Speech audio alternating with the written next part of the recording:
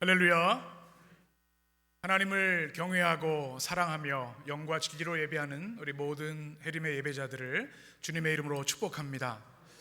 10월 첫 주일입니다. 하나님께서 우리의 생명과 호흡을 주장하시고 또 10월이라고 하는 하나님의 은혜의 선물을 우리에게 주셨는데 이 한 달도 하나님의 뜻에 순종하고 주님의 영광을 위해 살아가는 복된 한 달이 되시기를 주님의 이름으로 축복합니다.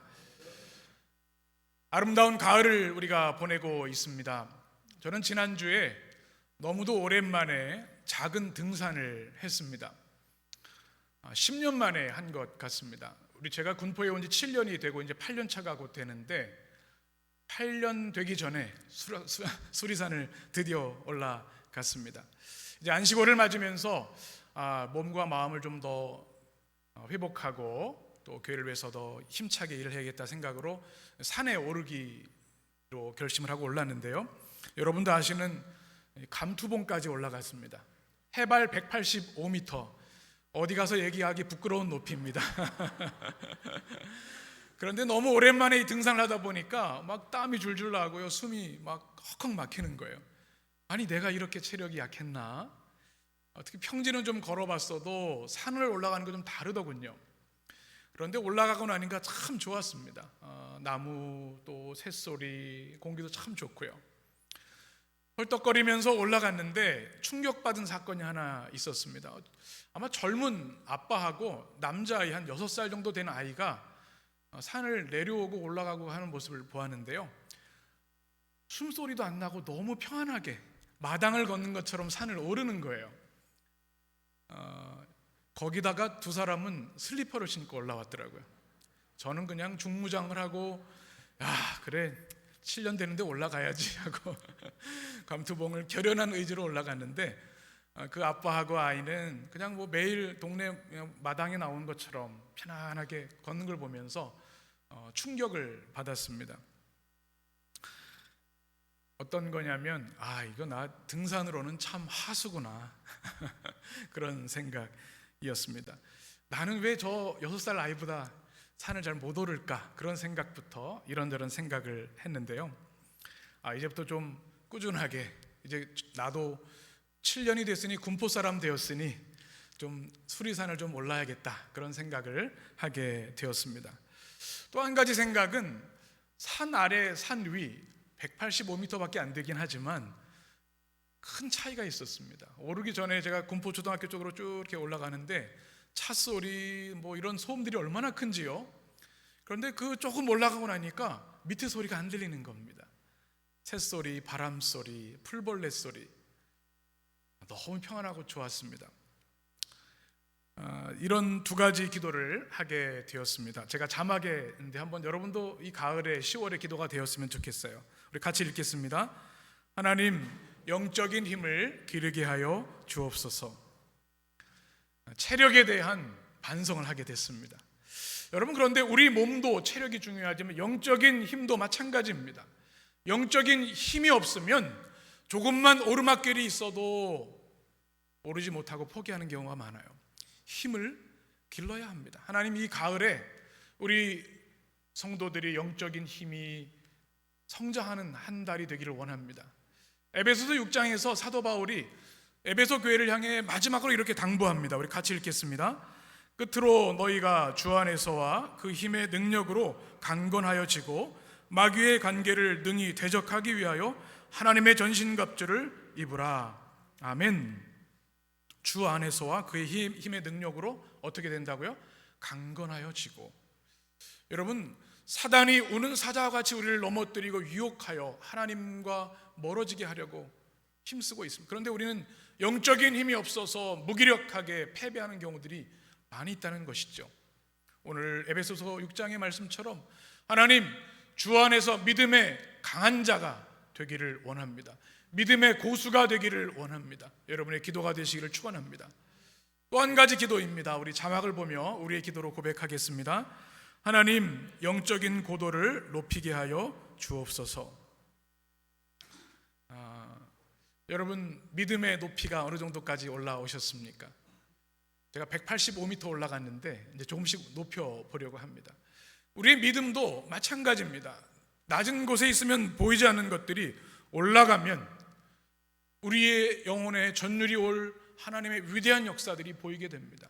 믿음의 고도를 높여야 한다는 것이죠. 한번 자막을 보며 따라해 보겠습니다. 믿음의 태도가 신앙의 고도를 결정한다. 무엇이 신앙의 고도를 결정한다고요? 믿음의 태도. 그 어린아이를 보면서 얼마나 많이 올랐을까? 이거 아무것도 아니구나. 우리가 믿음으로 우리의 지경이 높아지면 이 세상의 유혹, 사단의 공격에 무너지지 않고 넉넉히 이기고도 남음이 있는 줄 믿습니다. 믿음의 고도가 높아져야 합니다. 그러기 위해서는 우리의 믿음의 태도가 달라져야 하는데요, 이 한 달 이제 추수의 계절이 오기 전에 하나님, 내 믿음이 지금 이런 상태입니다. 제 믿음의 고도가 이 정도 올라와 있는데요, 주님 더 올라가길 원합니다. 그리스도의 장성한 분량에까지 성장하길 원합니다. 여러분의 기도와 응답이 되시길 간절히 축원합니다. 이제 룻기의 말씀은 점점 믿음의 고도가 높아집니다. 말씀과 복음의 절정을 향해 올라가고 있습니다. 룻기의 시작은 절망이었고 바닥이었습니다. 베들레헴에 가뭄이 들어서 먹을 것이 없어 이방 땅 모압으로 이주하게 됩니다. 그곳에서 나오미는 남편 엘리멜렉을 잃었습니다. 기련과 말년 아들 둘도 잃었습니다. 모든 것이 다 무너진 상태에서 이제 며느리 룻과 함께 다시 눈물로 고향 땅 베들레헴으로 돌아옵니다. 아직도 바닥입니다. 그런데 이제 하나님의 인도하심과 헤세드의 은혜로 그의 믿음의 고도가 조금씩 올라갑니다. 그리고 결국 그 믿음의 고도가 절정에 이루어서 하나님의 위대한 구원의 역사, 다윗의 조상이 되고 예수 그리스도의 조상이 되는 축복을 누리게 되는 것이죠. 룻기의 말씀이 진전됨에 따라 우리의 믿음의 고도도 계속 올라가야 할 줄 믿습니다. 나오미는 지난주 우리가 나눈 말씀처럼 이제 때가 왔다, 카이로스가 왔다, 하나님의 때가 왔다는 것을 직감했습니다. 이 때를 놓치면 안 된다. 이제 추수가 끝나갈 무렵이 되었습니다. 밀보리 추수가 끝나갑니다. 이제 그러면 더 이상 룻이 보아스의 밭에서 이삭을 주울 수가 없고 만날 기회가 없습니다. 그래서 며느리에게 얘기하죠. 오늘 보아스가 타작마당에서 추수를 할 때 기다려라. 몸을 잘 단장하고 밤이 되고 보아스가 잠자리에 누우면 그의 발치 이불을 들고 그 안으로 들어가라. 이렇게 지시합니다. 지난주에도 말씀드렸지만 여러분, 이것은 참 위험천만한 일입니다. 위력자였던 보아스, 서로 합의나 또 대화 없이 불쑥 들어가는 것은 무단 침입이죠. 무례한 일이죠. 그럼에도 불구하고 이 룻은 어머니, 시어머니 나오미의 말에 순종합니다. 오늘 5절 6절 말씀 같이 읽겠습니다. 룻이 시어머니에게 이르되 어머니의 말씀대로 내가 다 이행하리라 하니라. 그가 타작마당으로 내려가서 시어머니의 명령대로 다 하니라. 아멘. 어떻게 이럴 수 있을까요? 어머니, 그러다 저 인생 망칩니다. 저를 유혹하는 여자로 볼 것이 아닙니까? 그러다 버림받을 수 있고 이 사사시대, 암흑의 시대에 이용당하고 버림만 받는 것 아닙니까? 제가 어떻게 이것을 순종할 수 있겠습니까? 그렇게 얘기하지 아니하고 룻은 어머니가 한 말씀 그대로 다 이행하겠습니다. 그리고 자신의 몸을 던집니다. 이렇게 순종할 수 있는 이유는 세 가지였습니다. 첫 번째는 룻은 시어머니 나오미를 전적으로 믿었습니다.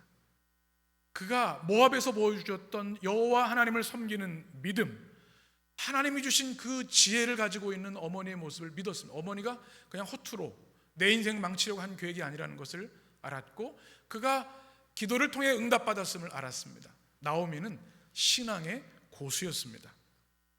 그리고 보아스도 믿었습니다. 2달 동안 이삭을 주우면서 그의 인격과 성품과 하나님을 경외하는 신실함을 그는 보았기 때문에 그를 믿을 수 있었습니다. 신뢰할 수 있었습니다. 또 하나는 하나님의 인도하심을 믿었습니다.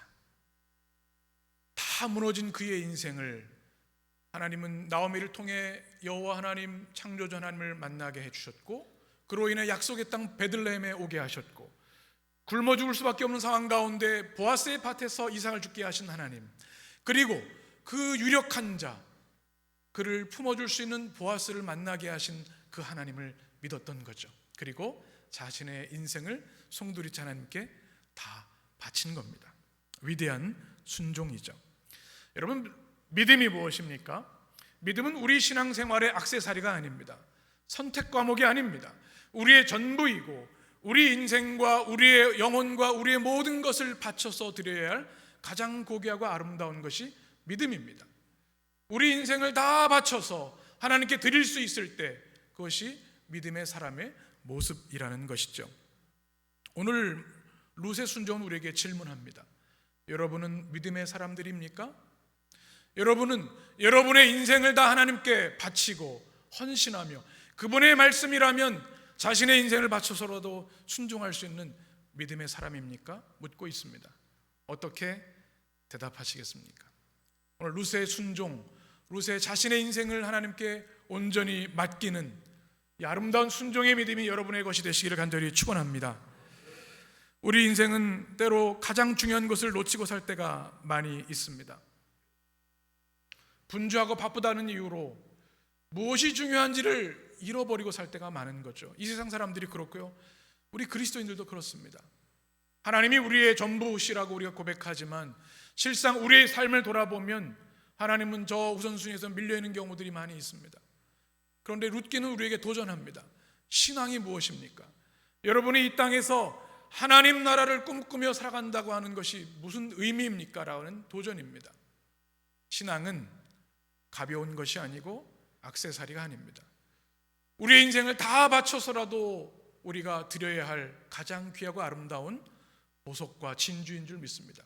천국의 비유인 것처럼 밭을 사서라도 다 재물을 팔아서라도 진주를 찾아내야 되는 것처럼 우리는 인생을 다 바쳐서 우리를 구원하시고 우리에게 영생을 주시는 예수님을 만나야 하고 그분께 우리의 전부를 드릴 수 있어야 합니다. 한번 따라해 보실까요? 프리메로 디오스. 제가 늘 마음에 품는 거죠. 우리 교회 표어죠. 첫 자리를 하나님께 라고 하는 고백입니다. 첫 자리를 하나님께.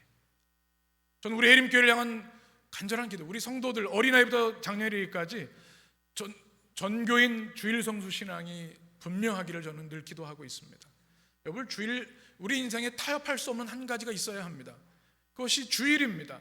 그냥 내가 시간이 되니까 주일 성수하고 내 여건이 안 되니까 안 되는 것이 아니라 우리의 생명을 바쳐서 하나님이 주신 은혜와 구원에 감격하여 주일을 성수하는 헌신의 믿음이 있어야 합니다. 아이들에게 가르쳐야 합니다. 이것이 흔들리면요, 다 흔들립니다. 첫 자리가 흔들리면. 또 하나는 전교인 11조 신앙입니다. 우리가 가진 것이 우리의 것이 아니라고 하는 고백이 없으면 우리는 물질의 노예로 이리저리 끌려다닐 수밖에 없습니다. 11조 신앙은 우리를 지켜줍니다. 우리를 자유케 하고 하나님 나라를 더 소망하게 합니다. 이것이 첫 자리를 하나님께 드리는 신앙이죠. 자신의 인생 전체를 드렸던 룻의 신앙이 바로 첫 자리를 하나님께 드리는 것. 내 인생이 다 무너진다 할지라도 하나님이 나를 통해 이루실 언약의 역사, 구원의 역사, 제가 제 몸 드립니다. 이 아름다운 룻의 고백과 신앙이 여러분의 것이 되시기를 주님의 이름으로 간절히 축원합니다. 이제 3장 7절에 보면 구체적인 나오미의 계획이 실현되고 있습니다. 3장 7절을 같이 읽겠습니다.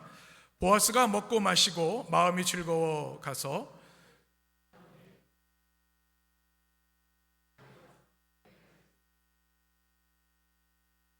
아멘. 오늘 이제 보아스의 상태를 성경이 우리에게 말씀해 주고 있습니다. 보아스가 지금 어떤 상태예요? 기분이 좋습니다. 왜 좋을까요? 추수 때문입니다. 추수. 밀보리를 추수했으니 이제 곡간의 양식이 충분합니다. 그러니 먹고 마시면서 마음이 즐거워서 타작마당에서 축제를 지금 즐기고 있는 것입니다. 저는 이 말씀을 보면서 오늘 말씀이 계속 마음에 부딪혀 왔습니다. 마음이 즐거워. 여러분, 마음이 즐거우십니까? 아유, 목사님, 걱정하는 게 수십 가지인데 어떻게 마음이 즐겁겠습니까? 그런데 우리가 기억할 것이 있습니다. 우리 마음의 즐거움은 우리의 노력과 상황에 좌우되는 것이 아니라 하나님이 주시는 것이라는 사실입니다. 보아스는요, 이 추수를 하면서 하나님께 감사하며 하나님 주신 기쁨을 누리고 있는 겁니다. 때에 따라 햇빛을 주시고 이른 비와 늦은 비를 주셔서 양식을 풍성하게 얻게 하셨습니다. 일꾼들과 함께 걱정 없이 먹을 것을 주신 것, 하나님이 주신 기쁨과 즐거움인 것이죠. 이것을 누리는 보아스의 모습이 저에게는 감동과 도전이 되었습니다. 우리는 하루도 사실 마음 편히 살 일이 없는 것 같아요. 뉴스만 봐도 이 세상이 얼마나 험악한지요, 왜 이렇게 악한 이들이 많은지. 그럼에도 불구하고 우리가 빼앗기지 말아야 할 것은 하나님이 우리에게 주는 즐거움입니다. 우리가 하나님을 믿는다고 하는 것은 두 가지를 전제합니다. 하나는 우리가 생명 다하는 날까지 예배의 삶을 산다는 겁니다. 주일 성수, 그거 바로 그런 의미이죠. 또 하나는 뭐냐 하면 축제의 삶을 사는 겁니다. 내 환경이 좋기 때문이 아니라 하나님이 내 안에 임재하시고 나에게 마음에 즐거움을 주시기 때문에 즐거움을 누리며 사는 것이죠. 여러분, 복음서에 보면 예수님이 어느 곳에 계셨습니까? 언제나 축제의 자리에 계셨습니다. 아니, 반대이죠. 주님이 가시는 곳마다 축제가 일어났습니다. 세리도, 병든 자도, 버림받은 사람들도 주님이 함께 하시면 웃음소리가 끝이지 않았습니다. 여러분, 우리 안에 예수님이 살아 임재하시는 것을 여러분 믿으시죠? 지금 우리 예배 가운데 함께 하시고 여러분의 심령에 우리 주님이 살아 역사하십니다. 주님이 계신 곳이 축제의 자리, 그것이 바울처럼 감옥에 있다 할지라도, 죽을 정도로 매를 맞는다 할지라도 그 마음의 축제, 영혼의 축제는 그 무엇도 빼앗을 수 없는 것이죠. 바로 이 구약의 언어가 토브라고 하는 히브리어입니다. 마음이 즐거워졌다. 우리 하나님께서 우리 성도들에게 마음의 즐거움을 회복시켜 주시기를 원합니다. 하나님, 오늘 해림교회 와서 주님께 제 삶을 다 맡깁니다. 토브, 보아스가 누렸던 하나님 주신 즐거움을 제 안에 회복시켜 주옵소서. 여러분의 기도와 응답이 되시기를 간절히 축원합니다. 그리고 이제 기뻐한 보아스는 이제 하루의 축제를 마치고 잠에 들려고 합니다. 7절 말씀 보면 보아스가 먹고 마시고 마음이 즐거워 가서 곡식단 더미의 끝에 눕는지라. 그가 어디에 누웠어요? 곡식단 끝. 곡식단 여러분 최근에 좀 보기가 어려우시죠? 도시에서는 사진을 한번 보시면 수확한 농작물 이삭이 달린 그런 줄기들을 한데 묶어놓은 것이 다발입니다. 이상하게도 보아스가 보통 같으면 베들레헴 성 안에 있는 집으로 들어갔을 텐데 이날은 곡식단 곁 끝자리에 이제 종들이 준비한 잠자리에 눕습니다. 아마 너무 피곤했기도 했고 축제의 호스트였죠. 주인이니까 끝까지 있다가 잠을 청한 것 같습니다. 이 나오미의 예상이 맞았습니다. 만약에 다시 베들레헴 성읍으로 들어갔다면 룻이 다가갈 기회가 없었을 거예요. 사람이 다 떠난 그 자리에 이제 보아스가 혼자 곡식단 끝에 잠자리를 준비하고 누워 있습니다. 이때 룻은 나오미의 말대로 은밀하게 조용히 움직입니다. 두근거리는 마음으로 보아스가 깨지 않도록 조심스럽게 그에게 다가가서 보아스의 발치 이불을 들고 거기 눕습니다. 여러분, 이때 이 룻의 마음이 어땠을까요? 초긴장이었을 것 같아요. 아무리 어머니의 말씀대로 내가 순종하지만 행여나 이 보아스가 나를 내치는 것은 아닐까?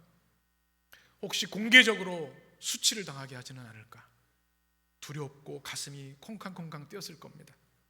그래도 믿음으로, 담대함으로 용기 있게 나아갑니다. 8절에 이렇게 말씀하죠.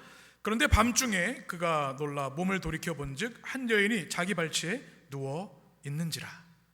밤중에 누가 깼습니까? 보아스가 잠에서 깼어요. 성경학자들은 밖에서 잠을 청하다 보니 이제 밤중이 되면 그 팔레스타인 지역도 바람이 쌀쌀하기 때문에 추워서 이불을 끌어당기다가 누군가 곁에 있다는 것을 느꼈을 것이다, 이렇게 추측을 합니다. 분명히 혼자 잠들었는데 옆에 누군가 있는 겁니다. 여러분, 만약에 여러분이 그런 경험을 하신다면 얼마나 소스라치게 놀라겠습니까? 분명히 혼자 잠들었는데 누가 옆에 있어요. 아마 보아스가 깜짝 놀랐을 겁니다. 그리고 그에게 이렇게 묻습니다. 9절 말씀 같이 읽습니다. 이르되 네가 누구냐 하니 대답하되 나는 당신의 여종 루시오니 당신의 옷자락을 펴 당신의 여종을 덮으소서. 이는 당신이 기업을 물을 자가 됨이니이다 하니라. 아멘. 여기에 룻의 당당한 고백이 있습니다. 떨림이 있었겠죠.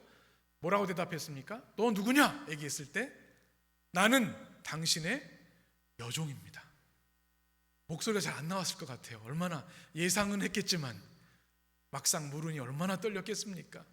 그런데 당차게 룻은 대답합니다. 나는 당신의 여종입니다. 이 여종이라는 단어에 집중할 필요가 있습니다. 룻기 2장에 보면 이 사람이 누구냐 얘기했을 때 룻은 당신의 하녀와도 같지 않은 종입니다. 이렇게 얘기를 했지요. 그런데 오늘은 당신의 여종이다. 이 단어는 아마라고 하는 히브리어인데 아내가 되기에 충분한 여성이라는 뜻을 가지고 있습니다. 다시 말하면 지금 룻이 보아스에게 청혼하고 있는 겁니다. 나 당신의 아내가 되고 싶습니다. 나를 당신의 아내로 받아주십시오. 이렇게 고백하는 거예요. 여러분, 신여성이죠. 요즘도 이 프로포즈 하면 남자들이 먼저 하기도 하고 먼저 하고 싶어서 기다렸다가 또 보고 그러는데 이 룻은 거침이 없습니다. 나 당신의 아내가 되고 싶습니다.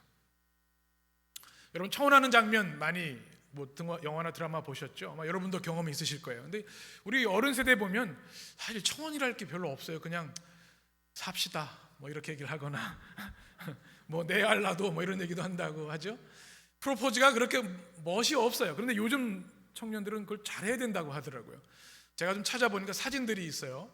무릎을 꿇고 꽃을 선물하기도 낭만적이죠. 그 다음에 뭐 또 꽃을 주기도 하고 차에 이렇게 프로포즈도 한다고 합니다. 야구장에 하는 사람도 있다고 하죠. 우리 청년들은 아주 멋진 프로포즈 받기를 축원합니다. 네. 대개 남자들이 하는데 이 3000년 전에 룻이 여성이 먼저 딱 들어가서 적극적으로 내 남편이 되어주십시오. 나를 당신의 아내로 받아주십시오. 이렇게 얘기하는 겁니다. 참 대단하죠. 그리고 하는 프로포즈의 아름다운 시적인 표현이 있습니다. 뭐예요? 한번 자막을 보실까요? 오늘 말씀에 나오는 말씀이죠. 한번 같이 읽겠습니다.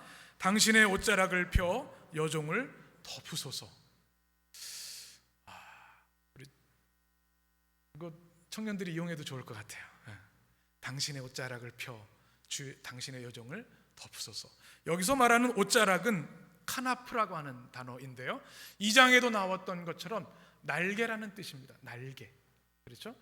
그러니까 주의 은혜의 날개 아래 우리가 할 때 그 단어입니다. 펼치다는 것은 옷이나 장막을 이렇게 치는 것, 펼치는 것을 말합니다. 바로 이 이스라엘 시대에 남자가 옷자락으로 여성을 덮어달라고 하는 이야기는 결혼해달라고 하는 청혼의 표현입니다. 그리고 청혼하는 이유를 뭐라고 밝히고 있습니까? 당신은 나의 뭐라고요? 기업 물을 자입니다. 기업 물을 자 여러분 기억하시죠? 고엘이라는 단어였습니다. 대가를 대신 지불하고 땅이나 자손을 이어갈 수 있도록 되찾아주는 사람, 구속자, 회복자, 킨스 리디머라고 하는 뜻을 가지고 있다고 말했습니다. 참 놀라운 그의 고백입니다. 이 말씀을 우리가 또 한번 같이 나누게 됩니다. 룻이 참 위험천만한 상황이었고 긴장되는 상황이었지만 그의 말을 다 잘 전합니다. 당신의 여종입니다. 당신의 아내가 되고 싶습니다. 당신의 옷자락을 펴서 나를 덮어 주십시오. 당신은 나의 기업 물을 자입니다. 이것은 자신을 온전히 하나님께 맡길 뿐만 아니라 나오미를 향한 헌신이 담겨 있는 것이었습니다. 왜 그렇습니까? 나오미는 희망 없는 여인이었습니다. 그래서 자기를 뭐라고 부르라 그랬어요?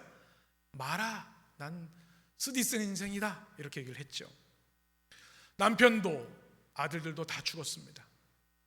희망이 없는 이 여인에게 보아스, 당신이 내 남편이 되어 주셔서 우리 시어머니의 희망 없는 삶이 희망과 회복의 역사가 있도록 내 남편이 되어 주십시오. 그것은 자신의 인생뿐만 아니라 자신도 보아스를 사랑했지만 시어머니 보아스를, 나오미를 향한 사랑이기도 했던 것이죠. 참 아름다운 청혼이 아닐 수 없습니다. 우리 인생에도 이 룻의 기도가 있었으면 좋겠습니다. 하나님, 주님의 옷자락으로 나를 덮어주십시오. 주님이 나의 고엘이 되어 주십시오. 내 인생이 이미 그리스도 예수의 복음으로 회복되었지만 우린 매일 깨어지고 넘어집니다. 하나님, 내 모든 삶의 아픔과 고통을 나의 고엘이 되어 주셔서 치유하시고 회복시켜 주옵소서.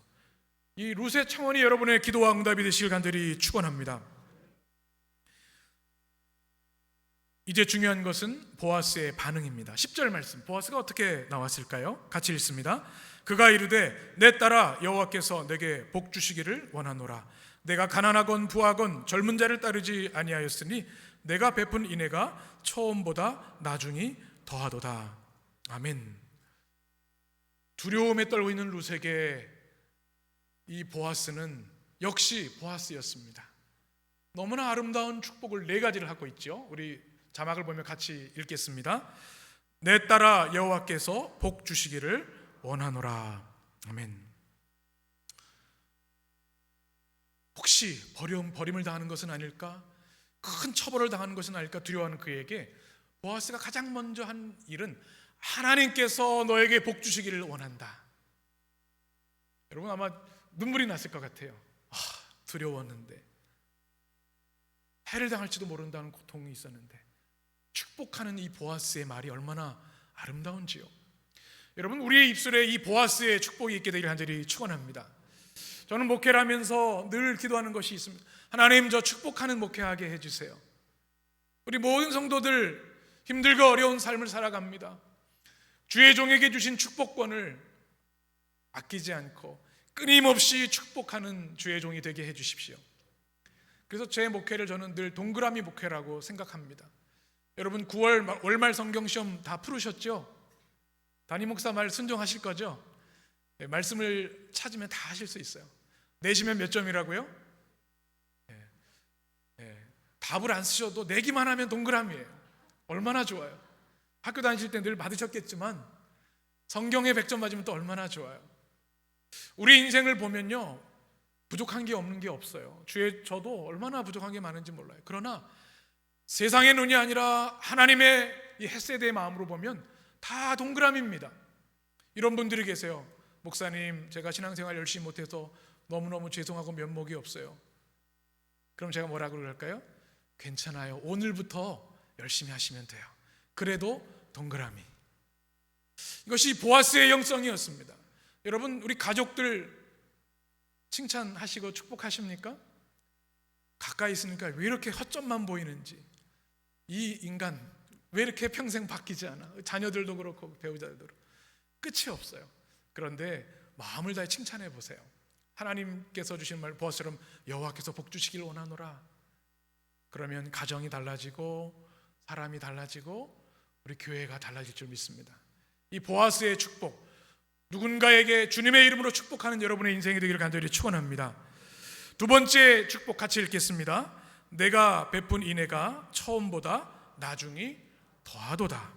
10절 말씀을 보시면 축복하면서 하는 얘기가 있습니다. 내가 가난하건 부하건 젊은 자를 따르지 않고 안 했으니 내가 베푼 인애가 처음보다 나중이 더하다. 처음 베푼 인애가 뭘까요? 인애는 헤세드인데요, 죽은 엘리멜렉과 그 가족들을 향한 헤세드, 그것을 처음 베푼 인애라고 보아스는 얘기합니다. 그럼 지금 나중 베푼 인애는 뭐예요? 바로 지금 보아스에게 청혼한 것을 칭찬하고 있는 겁니다. 그 이유가 뭐냐면 젊은 자가 아니라, 히브리어의 젊은 자는 바후루라고 하는 뜻인데요, 젊은 남자들 중에서도 또 성숙하고 정열적이고 결혼하지 않은 남자를 말합니다. 그런데 그 젊은 자를 택하지 않고 나이 든 자신을 택한 것을 그는 축복하고 있습니다. 인애라고 하는 것이죠. 왜 그런지 알았던 겁니다. 룻이 보아스를 사랑하기도 했지만 나오미를 회복하고자 하는, 무너진 한 가문을 회복하고자 하는 그의 인애, 헤세드를 알았기 때문에 그에게 너는 참 복되고 너의 인애가 처음보다 더 크구나 축복하는 겁니다. 보아스가 룻의 마음을 헤아려주고 알아주는 겁니다. 여러분, 이게 참 중요하죠. 여러분, 가까운 사람의 마음을 헤아려주고 그렇게 살아가고 있습니까? 세상에 내 마음 알아주는 사람 하나도 없네, 이런 생각하는 분들이 많죠. 가까이 있어도 가족도. 여러분, 우리 하나님의 백성들은 옆에 있는 가까운 사람들의 마음을 알아주는 사람이 되어야 합니다. 눈에 보이는 것, 표피적으로 감각되는 것이 아니라 그 영혼 깊은 곳에 있는 아픔, 눈물, 사랑을 알고 인정하고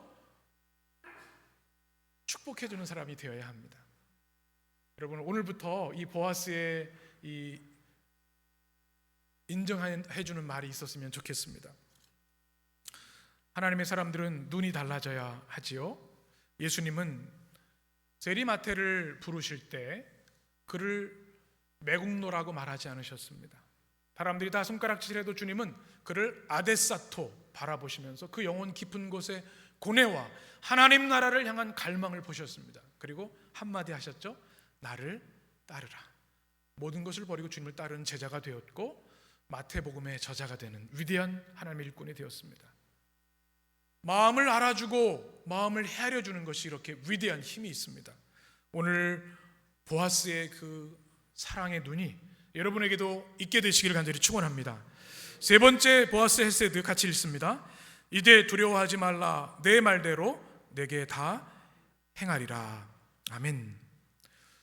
룻이 두려워하는 것을 보아스는 알았습니다. 그의 눈에 써 있었겠지요. 아마 숨도 제대로 쉬지 못했을 거예요. 이제 두려워하지 말라. 무슨 말씀이에요?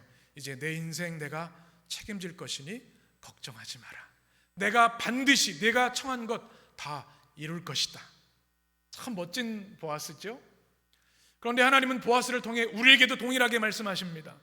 너 두려운 게 얼마나 많으냐. 내 문제, 내 고통, 눈물을 내가 안다. 그러나 이제부터 두려워하지 말아라. 내가 다 회복시킬 것이다. 이 주님의 음성이 여러분에게도 들리게 되시길 간절히 축원합니다. 이제 보아스의 마지막 축복의 말 같이 읽겠습니다. 내가 현숙한 여자인 줄을 다 아느니라.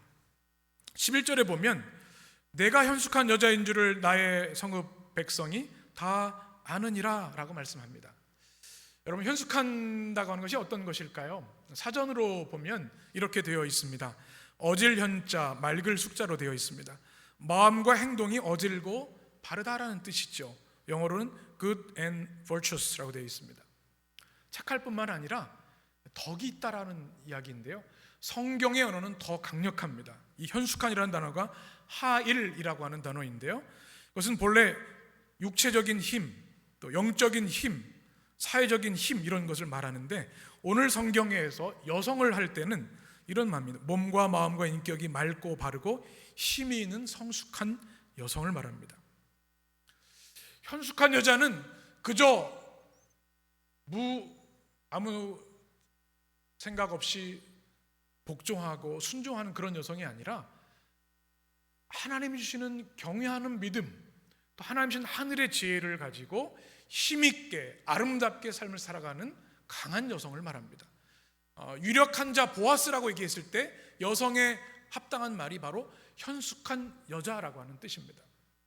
그러니 우리가 독립적이지 않고 또 자신의 삶이 없는 것이 아니라 현숙한 여성은 하나님을 경외하고 또 헤세드의 사랑을 실천하는 강인한 여성을 말하고 있는 겁니다. 여러분, 이 현숙한 여인이라고 하는 것은 여성에게 줄 수 있는 최고의 칭찬입니다. 잠언 31장에 이렇게 되어 있죠. 우리 같이 읽겠습니다. 누가 현숙한 여인을 찾아 얻겠느냐? 그의 값은 진주보다 더하니라.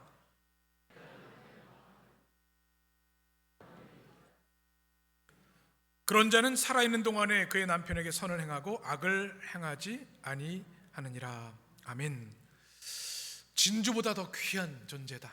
현숙한 여인은요, 하나님의 의와 사랑이 충만한, 성령과 지혜가 충만한 여성을 말합니다.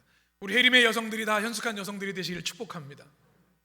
우리 해림의 남성들은 다 성숙한 보아스 같은 우리 성도들이 되시기 바랍니다. 이 시대는 남녀 갈등이 첨예하게 되어 있는데요, 성숙한 사람은 그러하지 않습니다. 너그럽습니다. 포용합니다. 존중합니다. 우리 안에 있는 남성성과 여성성을 아름답게 조화를 이루며 살아가는 것이 성숙한 하나님의 사람들의 모습인 거죠. 룻이 참 기뻤을 것 같아요. 남편을 잃었습니다. 가진 것이 아무것도 없습니다. 이삭을 줍는 신세에 비련한 여성입니다. 그런데 보아스는 룻을 너의 현숙함을 이 성읍 모든 사람이 알고 있다. 그를 최고의 존귀한 여성으로 높여주고 있습니다. 참 아름다운 말이죠. 여러분, 우리가 사랑하는 이들을 높여주는 여러분들이 되셨으면 좋겠습니다. 얼마나 귀한 사람들이에요. 그냥 그저 우연히 만난 지나가는 사람이 아니라 하나님이 나를 위해 주신 선물들이 아닙니까? 보아스처럼 최고의 찬사로 서로를 높여주는 우리 성도들이 되시기를 주님의 이름으로 간절히 축원합니다. 저는 오늘 말씀을 마무리하면서 찬양 하나가 떠올랐습니다. 여러분도 아시는 찬양인데 한번 화면을 보시면 주의 옷자락 만지며 라고 하는 찬양입니다. 가사가 이렇습니다. 주발 앞에 무릎 꿇고 그 사랑에 나 안기네. 어떤 말도 그 어떤 소리도 그 발 앞에서 잠잠해지네. 주 나의 사랑 그 발 앞에 앉아 내 모든 기도는 사랑의 노래가 되네. 주의 옷자락 만지며 주의 두 발을 씻기며 주님 그 발에 입 맞추며 나의 왕관을 놓으리. 주의 옷자락 만지며 주의 두 발을 씻기며 주님 그 발에 입 맞추며 나의 왕관을 놓으리. 누가복음 7장에 나온 향유 부인 여인에 대한 말씀으로 만든 찬양입니다. 옥합을 주님께 깨뜨렸습니다. 자신의 전부입니다. 아니, 자기 자신을 주님께 깨뜨려 향유를 주님 발에 붓습니다. 성경은 그를 유일한 주님의 제자라고, 그리고 앞으로 주님이 십자가에서 행하실 어노인팅, 기름 부인 그리스도로서 십자가에 죽으셔서 온 인류를 구원하실 하나님의 구원의 은혜를 찬양한 유일한 첫 예배자라고 평가합니다. 주님 발 앞에 나가 옷자락을 만지며 향유 옥합을 깨뜨린 이 여성을, 이 찬양을 들으면서 룻이 떠올랐습니다. 룻이 그런 마음이구나. 자신의 인생, 자신의 전부 옥합을 깨뜨려 주님의 구원의 역사를 위해 보아스 발 앞에 깨뜨리는구나. 보아스가 우리 그리스도이시죠? 그럴 때 하나님이 그 헌신을 받으셔서 보아스와 결혼하게 하시고, 그를 통해 다윗의 조상 예수 그리스도의 조상이 되어서 온 인류를 구원하는 희망의 이름이 되게 하신 것이죠. 오늘 말씀을 마치면서 여러분을 향해 이런 기도를 했습니다. 하나님, 우리 성도들이 참 힘들고 어렵습니다. 룻처럼 광야의 길을 걸어갑니다. 룻의 기도처럼 주님의 옷자락으로 덮어 주옵소서. 주님의 옷자락 카나프는 완전한 하나님의 보호를 말합니다. 끊을 수 없는 하나님의 사랑을 말합니다. 우리 주님께서 여러분을 주님의 옷자락으로 덮어 주셔서 주 날개 및 평안하다, 믿음 안에 승리하며 주님의 구원의 역사를 이뤄가는 주님의 성도들 되시기를 간절히 축원합니다. 기도하겠습니다.